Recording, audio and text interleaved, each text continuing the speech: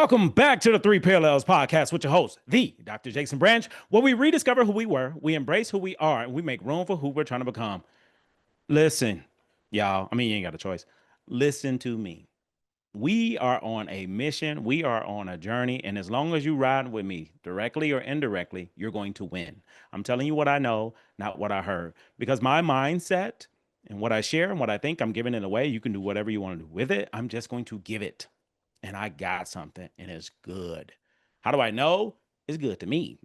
Regardless of what you think and what you feel, I like it. And for those watching, you see what's going on. For those listening, let me tell you what's going on.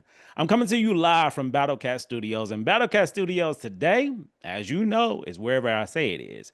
And where it is today is in a very unique place. It's right in between Sonoma Valley and Napa Valley. And I call it SoNapa.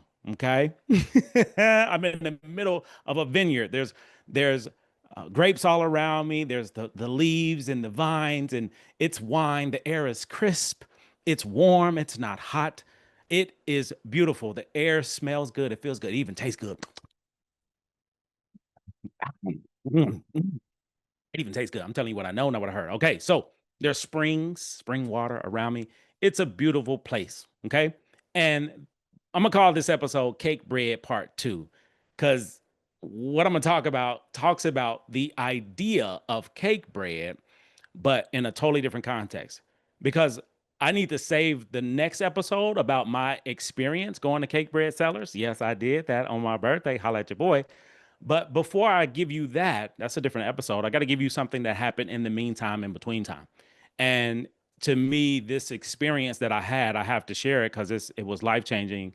It was a moment that I'll never forget. It's one of the top 10 greatest things of all time that has ever happened to me. And I want to share it with you all. So that's what we're going to do today. So you already know what the deal is. With that being said, I need you to properly prepare for the journey that we're about to experience for the next however long we finna talk, or you finna listen, laugh, and everything else in between, because I got a story to tell. All right. And in this story, um, everybody's, for the most part, identities are hidden. It's confidential for a reason, because I respect the individuals that I had an opportunity to build with, to grow with. And unless they want to reveal themselves, I'm keeping that identity safe. So just know you have access, but it's not direct. I have access, which is direct based off of the experience that I just had. And I want to talk about it. So before I dive in, you already know me. I'm building something, and this is a community.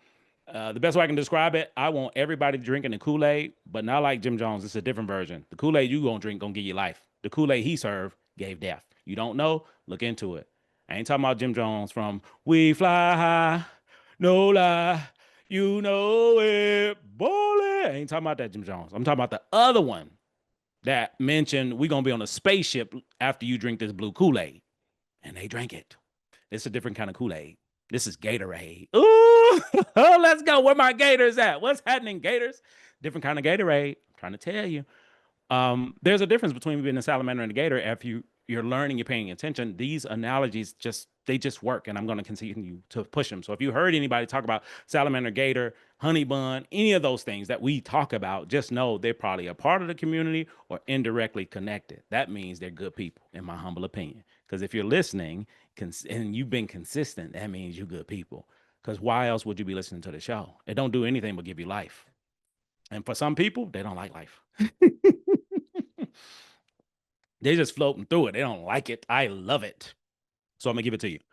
Building this community, if you want to be a part of it, it's coming. There will be an opportunity for you to invest in what I'm building, an opportunity for you to invest in yourself, and just an opportunity to be a part of something that is phenomenal, something great, something bigger than me and anybody else here. That's what's happening in real time, and I'm letting you know now. Also, this past weekend, I was at the podcast summit. I got so much material to give you, and it's coming out shortly. So, the podcast summit, as I mentioned before, my hero, David Shands, had a chance to connect with him.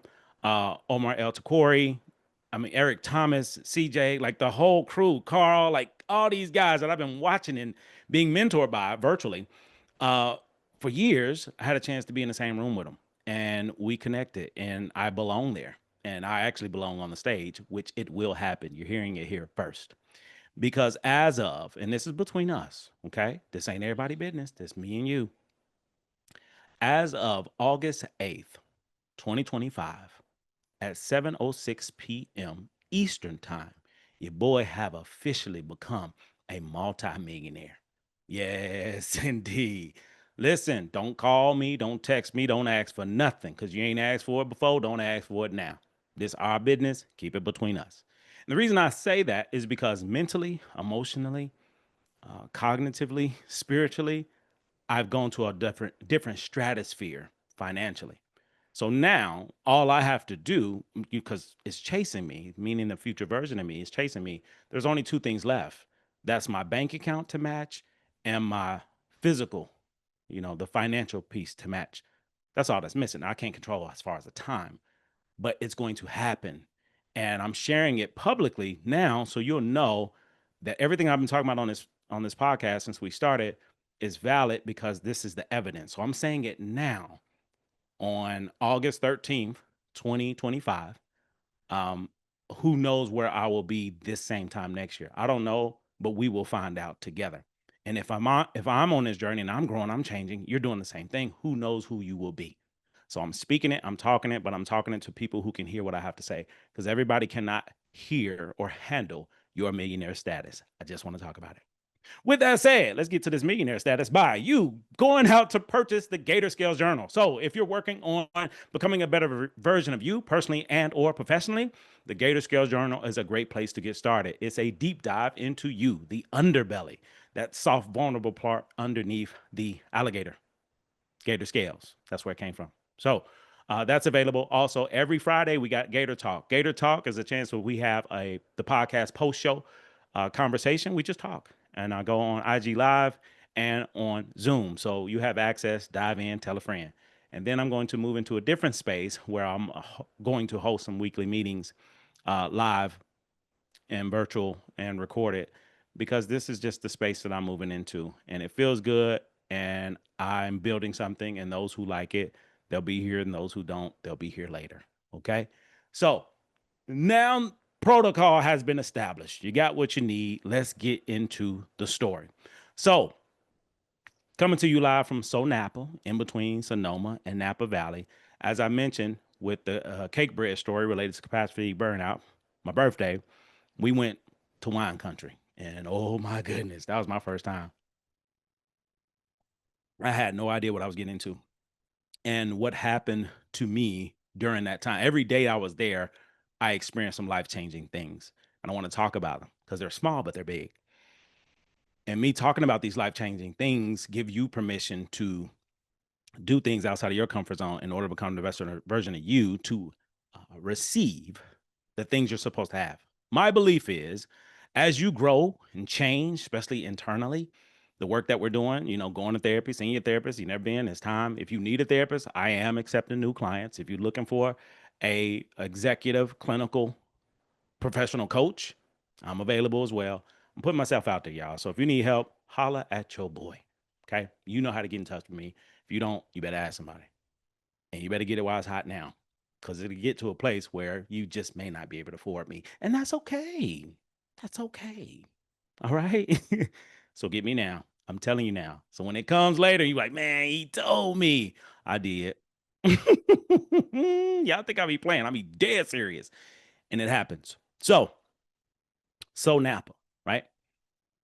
But I got to give you a backstory to the front story. So we had access going to Northern California. We had access. Mia has a cousin in Northern California. Big shout out Mariana and Dan, our folks. These are folks. So Mariana and Dan, our cousins, Mia's cousins. Dan is like a brother from another mother, and they took care of us. They took care of us. And they live differently. I just want to break this down. They live very differently because they're both chefs. Dan is a big time chef. Like he does it all. He even works at the culinary art school in Northern California.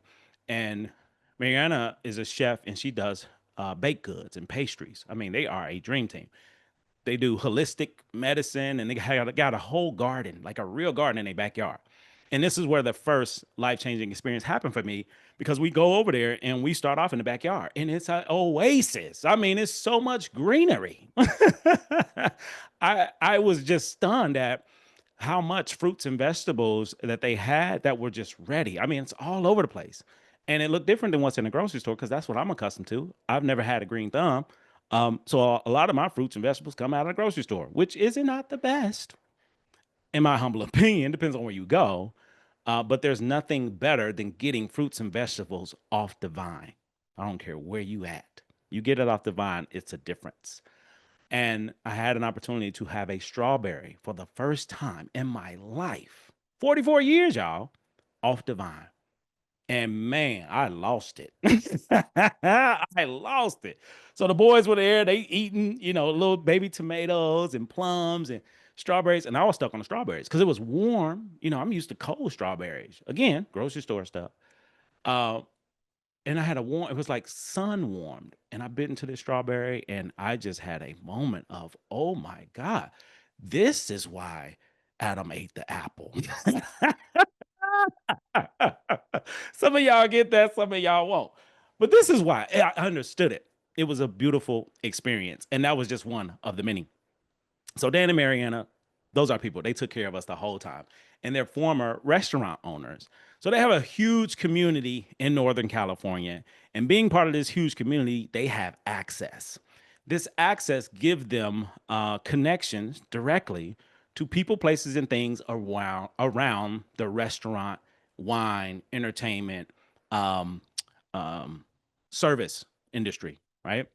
So the service industry, they have a lot of options and opportunities, and they didn't mind sharing it with us. So as soon as we get in the house, and I hate to put the business out there, but I got to because I got to tell you about it.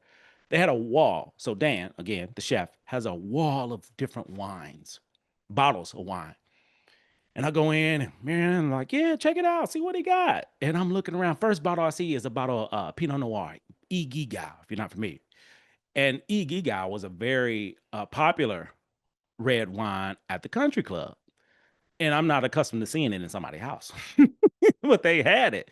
And they had tons of other things. And every bottle I picked up, there was a story behind it. Oh, this is such and such. He does such and such. Oh, this is the owner of this winery. This is the winemaker. This is him. And I'm looking at these bottles and they're connecting these bottles to people. And it blew me away because being in the country club, I never had access to the people around the bottles. I didn't even connect it to people. But every wine bottle is connected to a person or people. Think about it. The making of a glass bottle, the making of the wine, the fermentation process, the structure, the systems, the berries, the grapes, the smashing, the productivity, the entering the juices into the barrel. Like it's been touched by people, and every person that touches it has a story, which gives every bottle of wine specifically, individually, a story. Are you seeing what I'm seeing? Somebody come get me. We 13 minutes in, and I ain't even started yet. I ain't even started. Okay. Ripples and breadcrumbs. They're going to be all throughout this episode. So buckle up, Buttercup. I'm telling you now, get your notebook, get your journal, be in fully present, but you can do other things, whatever. But I got something. Okay. So back to SoNapa. So Dan mentions before I even get up there, hey man, see if you can get away on Friday night. See if the wife cool, you getting away. You hang out with your boy Friday night. I'm like, all right, cool. Now, mind you, I'm a black male counselor educator, therapist, podcaster. Dan is a white Jewish man, chef, professor, entertainer, experienced extraordinaire. And we just get along really, really well. We like brothers from another mother. And it's always been that way since we've known each other several years ago. But we never had a chance to like kick it like men without, any stipulations around us until this time. So he said, hey man, Friday's gonna be a nice little thing. And so Dan let me know ahead of time, hey man, Friday night, come hang out with your boy. And I said, cool. We finna go and do what we do. I have no idea what I'm getting into, but I trust Dan. Dan the man, and he's telling me all about these people that's gonna be at this event. And the event is a spinoff from this experience that he had that was established back in officially established in 2021, but it's been going on for years.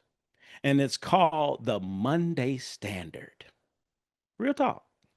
So the Monday Standard, Dan told me this story before I even showed up. And he said, man, it was this group of guys, a couple guys here and there that would come to the restaurant, same time, usually on Mondays during lunch or after lunch.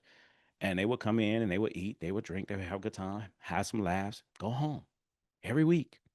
And they came and ordered different things. So much so, this was so consistent with these men coming in that they ate everything off the menu. so, so they had everything on the menu. And Dan decided, let me just start curating different menu items for them that's not on the menu. So he said one day they came in, they asked for the menu, they got the menu. Dan comes to the table to check on them. They got menus. He said, hey, let me get those. He takes the menus and asked them, hey, do y'all trust me enough to bring you out a few things? We're just going to experiment. And, we'll settle it, when we get finished. And they was like, yeah, cool. So Dan just started putting together dishes and, he's running the kitchen. He's letting people know, hey, we need this, this, this. So from, 6, 7 courses, he's just bringing out different types of food for them that he's creating that's not on the menu. He's just going by what do I got in here? What do I feel like putting together? And a lot of these meals that he started putting together became signature dishes for the restaurant. I'm telling y'all, life changing. So over time, over years, he never knew who these guys were or what they did, but it was the Monday Standard. And it officially became a thing in 2021 where they made it a standard. They even had a placard in the restaurant. So Dan finally asked him one day, hey man, who are y'all and what do y'all do? Because every Monday, y'all just be in here chilling, kicking it, eating, drinking, having a good time, ain't worried about nothing in life. Everybody ain't doing that, especially not consistently. What's the story? And they told him, hey, come on in, have a seat. You got a minute? He was like, yeah, what's up? And they shared with them. All of the guys were part of the wine industry, meaning winemakers, wine owners, wine connoisseurs, sommeliers, just different types of guys that love wine. And beyond loving wine, they love the experiences of the things that I talk about that connects us, which is food and music. That's what they were connecting around. So Dan was now included into this world of wine when he's the chef. And it was a match made in SoNapa. That's in between Sonoma and Napa, okay? Now, a lot of these things that I'm talking about, I'm respecting the confidentiality. So I'm curating different names, as aliases to keep everybody's identity safe. So Dan tells me this story and he said, yeah, we finna go kick it with them. And I'm like, yo, I ain't no wine owner. I ain't got no winery. I can't, I don't cook. what am I gonna do there? He said, man, eat and drink. We have a good conversation. You got good energy, good vibe. Just show up, man. It's cool. I'll tell him you my cousin. But I'm like, I'm black, man. He said, it don't matter. You good. so so because of the dynamics of our family relationship, he's like, yeah, I'll tell him my cousin, I'm black, Dan's white.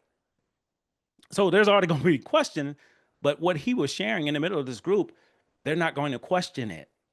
And I'm like, this is interesting. Just could not figure out what does this mean? Because anybody I know that is a person of a different race, saying they're the cousin of somebody that's a different race, it brings questions. You white Jewish and you got a black man from the South. How y'all cousins? That's my thinking based off of who I once was. You already know what it is, who we were, who we are, who we're becoming. So my previous beliefs was it's going to be questioned. My belief now, nobody question you when you somebody. Nobody questions you when they're somebody. I'm not asking questions. I'm making observations. Fast forward. So now I got the scoop on all these players, all these different people. Now I want to tell you about them before I do the official introduction. So these guys that I had an opportunity to be in the same room with are multimillionaires, all of them. But you couldn't tell because they look just like me, regular as hell. But they white. but they regular. Like you could not tell. There's no air. There's no facade. There's no ill energy. I mean, it's just good people, right? So he let me know off the top. So starting from the top, you got this guy who's a winemaker and wine owner and was the founder of a very popular wine that you may know, love, and respect. We may find out what that is a little later on throughout this podcast. Life, not today. So this particular person was the oldest member of the crew, and they called him the Last Don. Bad man, the Last Don, right?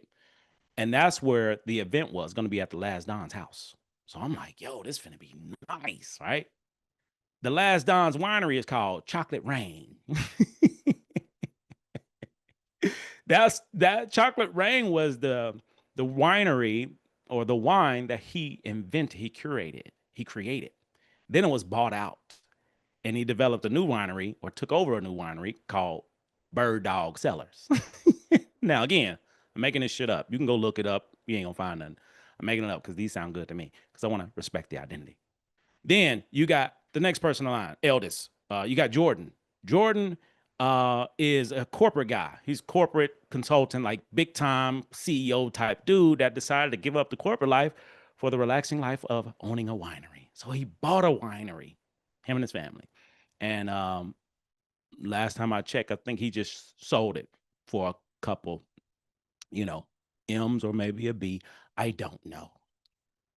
That ain't none of my business. But I'm in the room with him, right? So that's Jordan. His winery is called Cranston Ranch Winery. Uh-huh. They specialize in Pinots.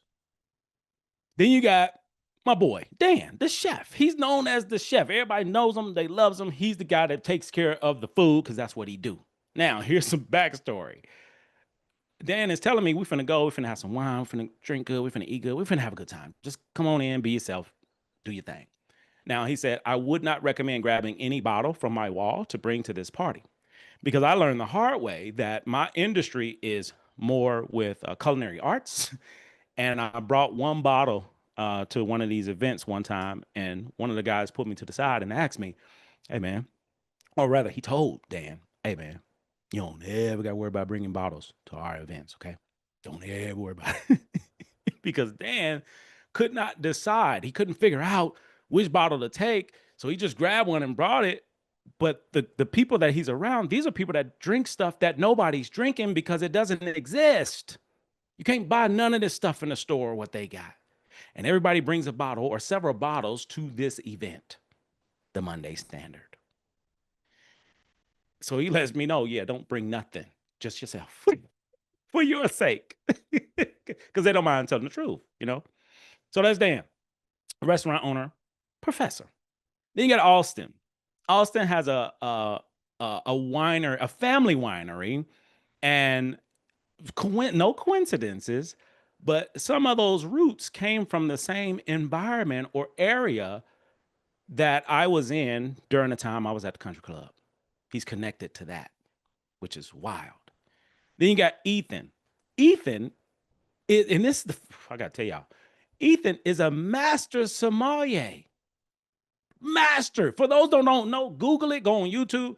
A sommelier is a big deal. Like for me to have a PhD is a big deal, but to be a sommelier, in my opinion, is even an even bigger deal because it's less than 1% of people who are sommeliers. PhDs, 2% population, 3%. Sommelier, less than 1%. And I'm in the same room with a sommelier. Now, mind you, I just learned about sommelier maybe 5 years ago. 5 years ago. I just learned about it from a documentary called SOM, SOMM. Check it out if you haven't seen it yet. Three parallels all day long. So I just learned about it. And now I'm in the same room with a sommelier, which is insane. Some of y'all just learned about sommelier today. I just want to talk about it. So he's there. And he's located in New York at an exclusive restaurant in Manhattan. I mean, you got to be a member to be here. You know what I'm saying? That's where he at. Then we got Brad. Brad is a winemaker, wine owner. His winery, Chateau Milan. Very nice. Upscale, right? Then we got Grant. Grant is a winemaker, wine owner. His winery, Ruxpin Cellars. Petty. Like Petty Ruxpin. Ruxpin Cellars. And then last but not least, we got my guy Vince. Vince is a wine owner and wine consultant. I didn't even know that was a thing. His winery is Chase Family Wineries. So now all the players, you know, the same people that I knew before I even showed up to this event. Now, I'll have no idea what I'm getting into, but I'm getting into it. Why? Because every single day I do something until I'm done. What's done? Different, uncomfortable, and new. Because that's how we change. Whether it's intentional or unintentional, if you think about any pivot of change in your life, it's because of those three things: something different, something uncomfortable, or something new. I just want to talk about it. Do whatever you choose to do with it. So me being uncomfortable, all right, Dan, let's go. I'm gonna make my way there. I'm gonna make my way. You know, I didn't feel any kind of way. I just knew like I'm gonna be in a room with some really big time people, but I'm a big time person myself, and I ain't got no winery. Because when you are him, when you are her, it don't matter who's in the room. You in the room. So Mariana already knew the deal, right? I'm still like, I'm not even asking a lot of questions, but Mariana knew it's going to be a marathon. Let me take y'all there. You don't need an Uber. I'm just going to take you over there. Now, what's interesting, we're going to the last Don's house, and his house is a converted, whew, how can I describe this? Um, hmm. Imagine a winery, right? With the house, the building where you can go in and check things out and barrels. Imagine that being gutted out in somebody's house now. This is this person's house, winery. So we pull up in this vineyard all around us in this building where they would usually host parties, events, and do tours. It's this man living room, living room, dining room, kitchen. It's nice. Then he got another building next to it that's been gutted out for the wife because you know it's a package deal, and it's a studio where you know wifey does all of these things related to fashion. You know, got models and mannequins and dresses and jewelry and all types of things. That's in his house, selling it like top dollar, selling it. So she does well. He does well, and so we pull up, and I'm just in awe. You know, I'm expecting Bentleys and I'm expecting really nice whips. You know what I'm saying? Aston Martin, you know where I'm at. I expect that. Guess what I saw? A Camry, a Accord. I saw one BMW. It was just regular cars.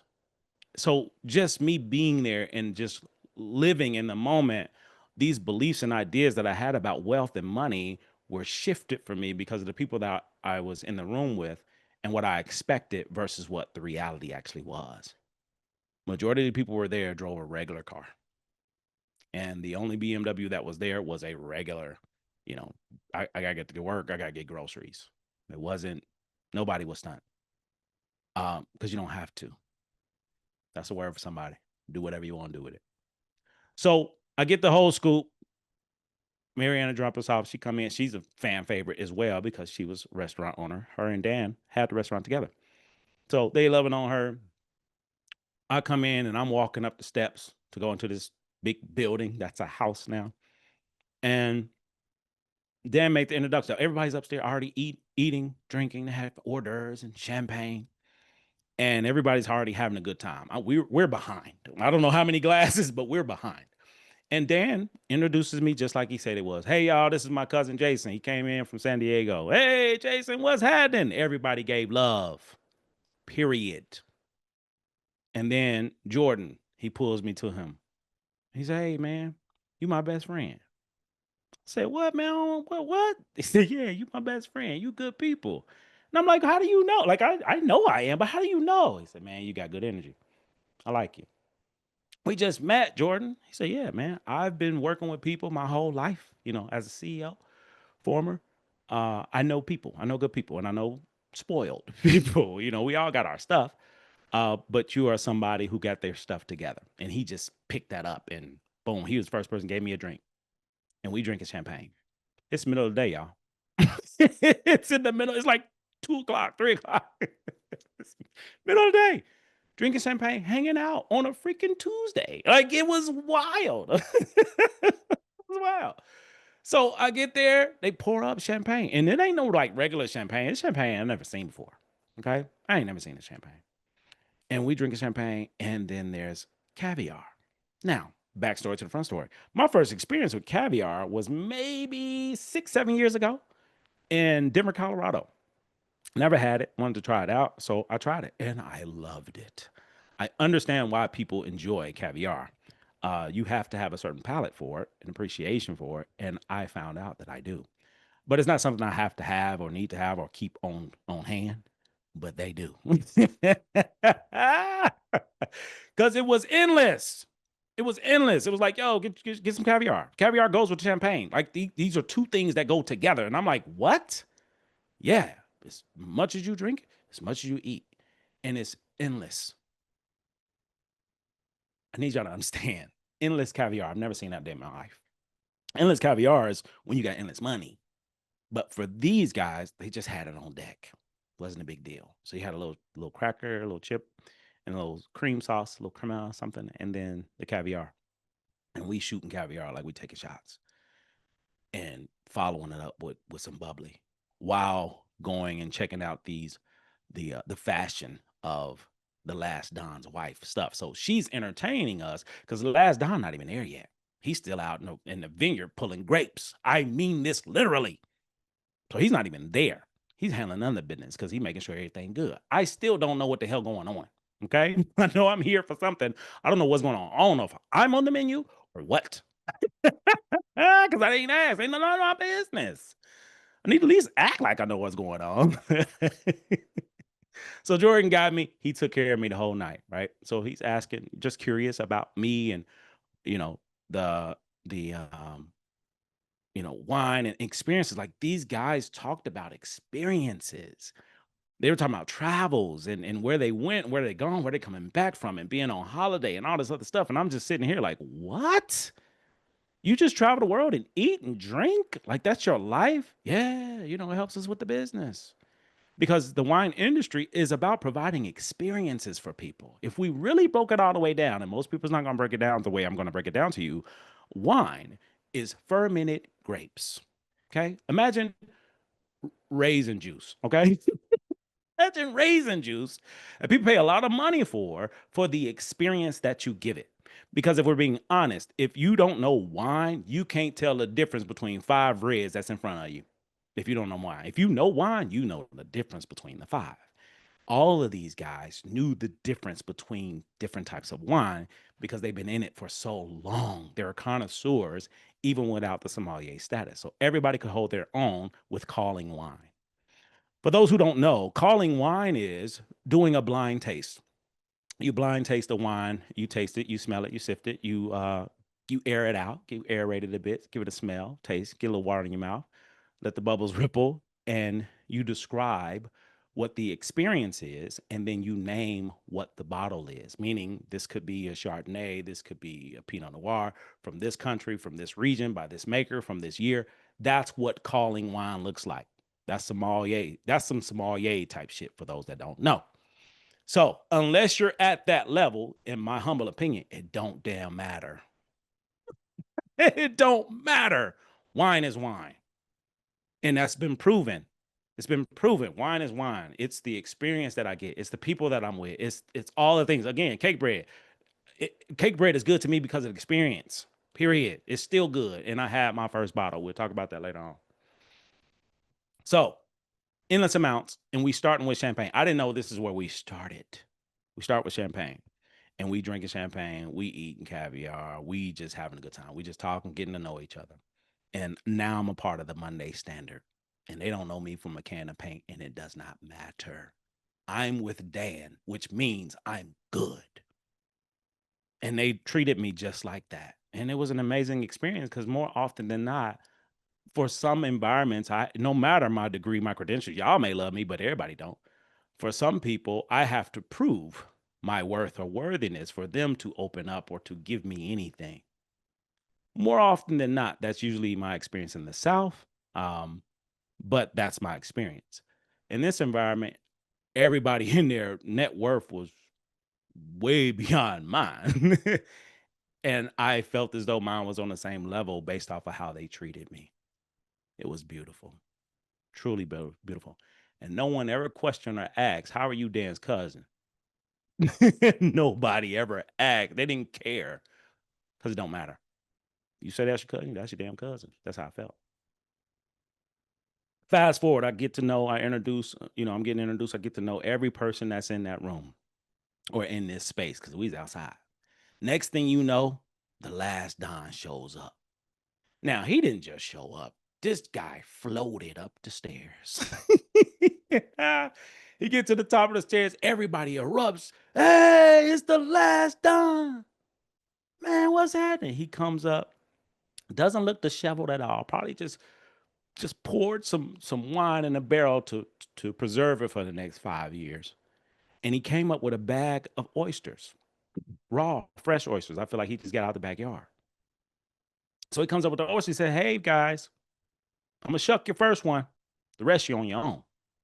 And it's a bag enough oysters for everybody and their mama and their mama's mama. And he came in and he shucked oysters for everybody. Everybody had an oyster on a half shell. We did a cheers, we did a toast, and took that oyster off the half shell. And it was the freshest oyster I ever had in my life. I could taste the salt water. This oyster was like, "Don't eat me," like he was still alive. It was great. "Don't eat me. But if you do, get some champagne and caviar, and it's okay." That's what the damn oyster said to me before I took it.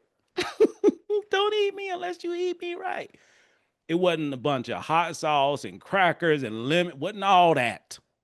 I didn't put anything on this. Straight raw. It was phenomenal. So that was the appetizer. That's what we did. So the last Don gave us an overview, gave us a spiel. This man is a legend. He even had a T-shirt on that had the last Don on it. This man was him. He was him. Probably about 103 years old. No shade, no disrespect, but he knows his stuff, and he did not mind sharing it. And I was in the company of these great men. So that's chapter one. Okay, let's go on to chapter two because I'm thinking this is gonna be the night. We're just gonna drink champagne, eat a little bit, call it a day. That was just part one. It was like 4 quarters, like a whole game, right? So that's first quarter. Second quarter, we go in the house. We go in the house. Dan automatically hops in the kitchen. Everybody brought different dishes, different things, and Dan hooking it up because he's a professional chef and these are professional drinkers and winemakers. So Dan told me off the top, "Hey man, take your time, bro. It's a marathon. Take your time." And I didn't understand until I saw what was happening. We're in the house. He starts to cook, and then there's just bottles coming out of everywhere. And these bottles are covered with foil because it's a blind wine tasting. We're having a tasting. I just figured out what the hell we're doing. So with this tasting, the rules are simple. It's only two rules. Only two rules of this tasting. Everybody brings a bottle or several bottles. You keep it hidden and you call to find out what the wine is. If you call it and you call it right, you get bragging right, talk shit, whatever. Uh, Money was not mentioned at all. Okay. When you hang around people who do really well financially, the last thing they're talking about is money. When you hang around people that struggling financially, all they talk about is money, what they ain't got, what they trying to get. I just want to talk about it, y'all. You can do whatever you want to do with this. Just talk about it. So if you find yourself talking about money all the time, might be you. But I learned people who really got it ain't talking about it. Nobody said even the word M unless they were talking about muscadine wine, which is disrespectful.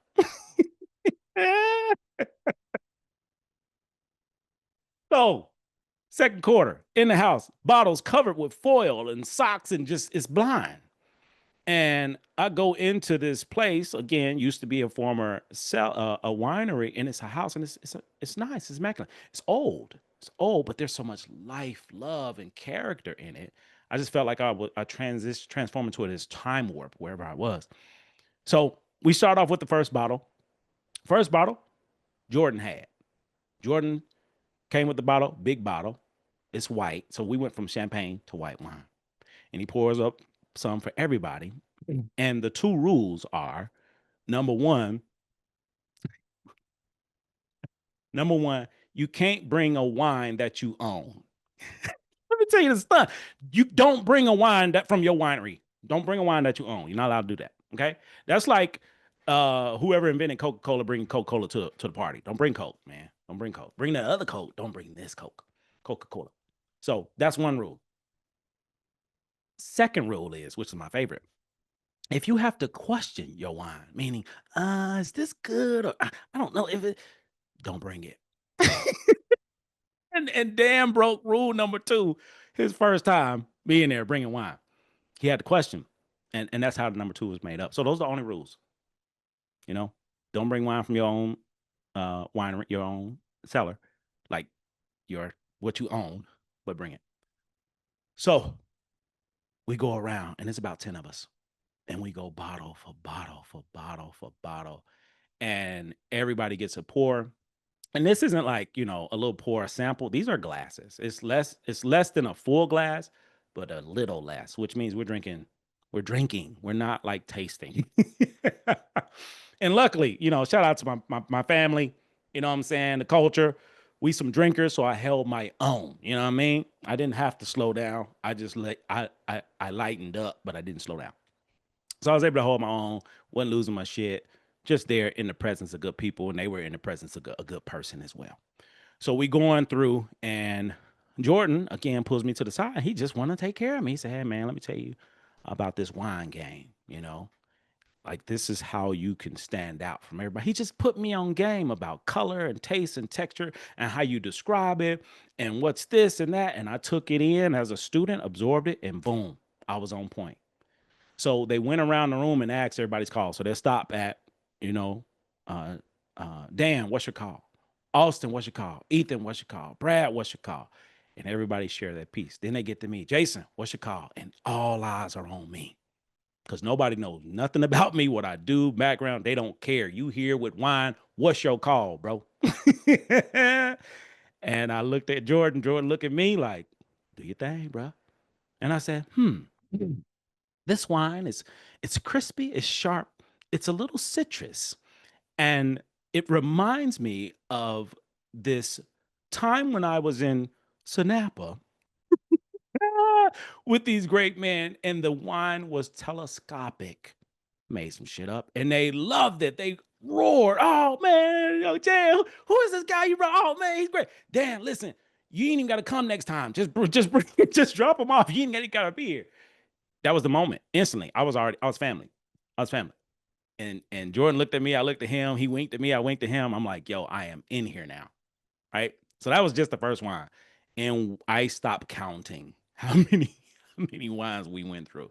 So then the next person, he grabs his bottle and it's iced, and we pour up. Same thing. The sommelier, I meet him and I'm in awe. Like, man, they met you real, like you're a real person. And I was asking him about his experience and just gave him love. And nobody knew I was a doctor. Nobody knew how to PhD. Nobody knew anything about me. They didn't care. They didn't care about my career, my position. They cared about the person. They asked questions about me. And it was so meaningful because more often than not, we're not asking people about them. We're asking about what they do. And that's a disservice to us because what does it matter what I do? What about who I am? And that's what they gave me. And I appreciated it. So learning about being a sommelier, he's talking about people that I saw in this documentary 5 years ago. He had interactions with them. He's telling me the background of these people. And I'm in the presence of just greatness, being me. It's beautiful. So Dan's hooking up all this nice food to pair to all these different wines. I didn't even know you pair this stuff. Everything's paired. And I'm talking about we got sashimi. You got apples and apricots mixed with these pancakes and scallops, stuff I've never heard of. You know what I mean? Very, very upper echelon. But that's the culture. The culture is experiences are greater than things. And this is one of the greatest experiences I ever had in my life. That's round two. Okay. So we're in the kitchen, bottle for bottle for bottle for bottle. And I'm like, cool, we're going to close this thing up, call it a night because we're going in. Then halftime starts. We leave the kitchen, go into the next room, which is a dining room. And it's big table, chairs all around it. It's set. There's bottles all over the walls. And these are bottles. It's Cristal from 1971. It's Dom P. Like this is wines and champagne from all over, Sonapa Valley that's been drinking or still stowed and placed all around this this home. And come to find out, this cellar, this winery is historic, which the wine owner previously that the Don was working for was able to take ownership of after the person had passed. So I'm in the middle of history and I'm at this table and it's just plate after plate of food, bottle after bottle. So during the second half, I'm sorry, during halftime, we eat and we explore more wines and we just keep drinking. Then we go to quarter three. Third quarter, we bring out the reds. And I'm like, yo, how long we finna do this? I'm getting tired. How long we finna do this, y'all? Now we at reds. And reds is when it got really interesting. Because when we start getting to the reds, people are more excited and engaged because red is everything in this particular area. So that's why I got excited. And red took the third quarter and the fourth quarter. We finished off with the reds, and then we went to ports. Oh my God. Okay. So what made the third quarter so phenomenal is again, Jordan sits next to me, on my left, and again, just pouring into me. There were proper protocol he was teaching me in real time. So, we would drink or whatever, and I would have like a drop of wine left in my glass, and he'll, nudge me a bit. Hey man, make sure you finish your wine. I'm like, what? It's finished. He said, empty glass. Etiquette. And I'm like, wow. But it was in the most respectful and professional way. Not like I'm trying to chastise you, like, yo, people need to know you here. So this is etiquette. So he's teaching me etiquette. We eating different things. There's challenge, sharing stories. Every bottle has a story. And it was the most amazing experience I have ever had in my life. I tell you. Because these are people that I didn't know, they didn't know me, but it was human, and they allowed to be human. So because Dan got so much flack for the wine, the last Don decided, hey Dan, you've been taking care of us. You need a wine to bring to the table, and we already know the previous wines you tried. Don't even worry about it. I want you to go to the cellar with me. And everybody lit up like, cellar? What? Dan finna go to the cellar? Mind you, backstory, nobody goes in the cellar. You don't have access. When it comes to the last down, you do not have access to that cellar. There's only a very small amount of people who's gone down there. And there's people that's been part of this group for years who never been down there. And guess what? Dan brought me with him. Come on, Jay, you coming with me? Last down was like, yep, bring your ass. And we go to the back. We go through this damn maze just to get down the basement. And we go down, and the smell is just old. And there's wines from all over the world, from different years, and I'm just in here just full. Like, it's rows and lines, and you can turn a corner and it's huge bottle as big as me. Like, it's so much variety. It's bottles from the 1800s all the way to the 2000s. Mind you, every bottle that we had that night was no less than 25 years old. That was the youngest wine we had was 25 years old. Kid you not. So now we're in this basement, we're in this cellar, and I'm seeing all these wines, and I'm tearing up. Like, it's just me, uh, Dan, and the last Don, and they doing their normal thing. I'm stuck in a corner, like in tears. My eyes are welling up. If you bump me, it's over with. But I'm holding it together because I'm like, I need y'all, I need y'all to know I'm okay with this. But Dan saw it. He saw how impactful this experience was, and he was thankful. Like, he smiled, like, yeah, I did right, because I knew you could handle it. And he was right. So we're in the cellar, and I stop and I look to my left, and there's a row of these particular wines from 1981, which is the year I was born. I've never seen a bottle of wine from the year I was born, and it was several of them. And I just lost it. I lost it. We spent some time down there, and then going back upstairs. When we come back upstairs, again, it's an uproar. Hey, what you bring up? So now it's all blind. So nobody knows what it is, but we got it from the last Don cellar. So it's good. And Dan picked up a 1975 cab, and that was his. And by this time, Jordan gave me another piece on red wine to solidify my place in this space. So we did a call. He gave me some tips and pointers. I shared those tips and pointers. I shared the call, and that was it. I hit it dead on. I hit the nail on the head with this different wine that was from a certain year because Jordan put me on. Nobody knew this, but Jordan put me on. I was able to call the wine perfectly, and that sealed my spot with the Monday Standard. It was a moment I will cherish forever because I had help and I held my own just by being who I am. As we move throughout the night, we just get loose, more loose and more loose. There's more wine. There's wine. I had wine from the 60s, the 40s. The oldest wine I had was from 1921. Kid you not. 1920, over 100-year-old bottle of wine. And, just ignorant. I talked to Brad on my right. Brad was sitting to my right, and I said, Brad, just curious, this wine, blah blah blah blah. How much it costs? He said, Hey man, all these wines out here are priceless. You can't put a price on any of these wines. And just FYI for etiquette, we don't ask about price in here. It was so beautiful. I didn't feel disrespected at all. I didn't feel nothing at all because it's a culture that I'm becoming a part of. I need to learn the rules of the culture. I didn't know. I didn't know. We don't talk about money when you got money. I didn't know. I ain't got money like that. I'm talking about it. I'm curious. But they really did not mind educating me on the culture, and you were right. Every wine that came out was priceless because you can't find it anywhere. Fast forward. The night is phenomenal. I'm calling wine. I'm doing my thing. I'm having fun. We Cooter Brown, great granddaddy. For those who know, that know.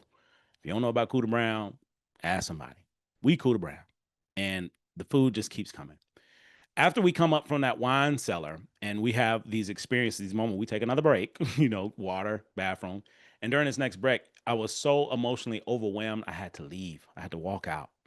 And I walked out, and Dan's on the grill. He's been cooking the whole time. He on the grill, hooking up some lamb burgers, because we got the reds going, steaks and all that. So I leave and I go find a little quiet space to just go and reflect. And as I'm reflecting, I'm like, I was here for cake bread, and look what I received. And I lost it. I'm in the corner in the woods, boo hooing. Not loud, but I'm Viola Davis from Fences. I'm finna get an Oscar with these tears. And I don't know how, but Dan sees me. I don't know how. I mean, I was hidden. Dan sees me. Dan walks around. He sees me. He checks in. He said, Hey, Jay, you okay? I said, Fuck you, Dan. He came over with his arms wide open. He hugged me. I hugged him, and I just broke down, man, like a baby. I'm crying. Tears of joy, tears of pain, tears of transformation, evolution, elevation. Like I'm him and I know it because you can't be in these rooms without being him. And I'm reflecting and processing all of this in real time. And I lost it. And he was there for me. And he shared his opinion and perspective. Like, man, I didn't know, I didn't know this was gonna happen. I'd never been in the cellar either. That was my first time too. So now he's semi crying, he's semi crying. It was a moment that we shared together and we embraced. And it was the most emotionally intelligent moment that we had space for each other to just be in this space because it was an experience for him as well as it was for me. Us being in that room, you would never know. But outside of the room, we knew who we once were, where we did not have, both of us did not have access to this, but we do now. So despite all the shit that we've gone through, ups and downs, trials and tribulation, a black man in America, a Jewish man in America, the history, Holocaust, the slavery, like all of this stuff that culminated into this moment when we're sharing it, it was life changing for both of us. So he helped me get my shit together, wipe my tears out, clean myself up, get back in there, man. Keep drinking. I told you it's a marathon. He get back on the grill, I go back in, and we get ready for the fourth quarter. Fourth quarter, more, and more. So more bottles will come out, and the sommelier, he's killing it. But these other winemakers and wine owners, they're killing it just as well. They just don't happen to be sommeliers, but they know they wine. And this moment just went on all night. Before I know it, it's dark outside. Mariana shows up. Hey, y'all ready to go? And they start opening port wines, which means we had fifth quarter, sixth quarter. And it was all day. It was all night. And it was phenomenal. And just talking to them and learning their history, their story, their journey, how they got into the wine industry, the business, everything about it, it really let me know who we are and what we're capable of. And all of them had a story. And I asked them, hey, I would love for y'all to be on the podcast. And majority was like, we good. We good. Some was like, yeah, I'll consider. Jordan, off the top, hell no, bro. Talk to them. I ain't finna be out here like that, you know. And Jordan is the one that just sold his winery, so there's that.